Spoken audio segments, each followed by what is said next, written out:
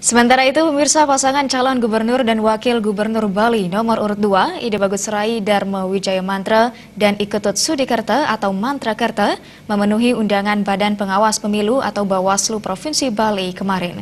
Dalam kesempatan tersebut, paslon Mantrakerta mengklarifikasi bantuan penguatan desa Pekraman sebesar Rp500 juta per tahun yang dilaporkan sekelompok masyarakat ke Bawaslu Bali.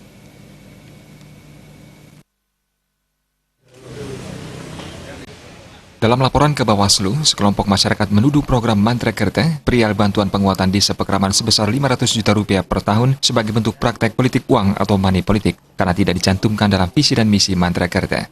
Klarifikasi oleh paslon Mantrakerta dilakukan secara tertutup di ruangan Kepala Bawaslu Provinsi Bali.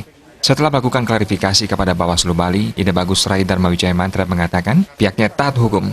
Itu sebabnya kami hadir memenuhi undangan Bawaslu pada Jumat 8 Juni 2018. Menurut Cagup nomor urut 2 tersebut, pihaknya sudah menjelaskan secara detail program bantuan untuk desa Pekraman ini kepada Bawaslu Bali. Rai Mantra juga mempersilahkan Bawaslu Bali untuk memproses hal tersebut lebih lanjut sesuai mekanisme yang ada. Ya, saya rasa mungkin ini masalah pemahaman aja ya. Jadi sah-sah saja untuk hal seperti itu. Tapi sedikit pun kami tidak ada berkeinginan dan memang tidak melakukan tindakan-tindakan money politik. Jadi itu sudah sesuai dengan proses dalam visi dan misi yang kami buat. Ya, kami meyakini ini kan merupakan suatu komitmen ya. Ini merupakan suatu komitmen dan penjabaran. Penjabaran daripada program strategis unggulan ya.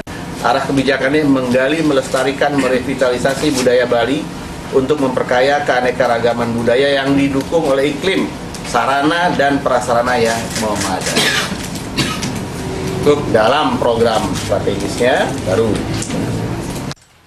Sementara Ketua Bawaslu Provinsi Bali, Ketut Rudia membenarkan pihaknya sudah mendengarkan klarifikasi pasangan calon Mantrakerta terkait program bantuan kepada desa Pekraman sebesar Rp500 juta per tahun.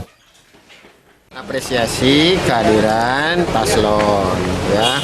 Yang kedua, tujuannya adalah untuk mengklarifikasi berkaitan dengan laporan. Kemudian yang ketiga, kita sudah melakukan klarifikasi. Yang keempat, kami masih punya waktu untuk mengambil keputusan. Titik. Ya, itu aja. Apalagi? Belum ada keputusan, kita akan kaji. Lakukan klarifikasi. Kita sudah poinnya apa tuh?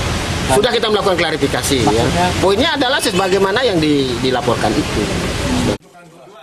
Rai Dharma Wijaya Mantra menambahkan dengan semakin dekatnya ajang pemilihan kepala daerah Provinsi Bali, yaitu pada tanggal 27 Juni, pihaknya berharap masyarakat bisa menciptakan kondisi yang tenang dan damai sehingga pilkada berjalan dengan aman dan lancar. Joka Andika, Bali TV.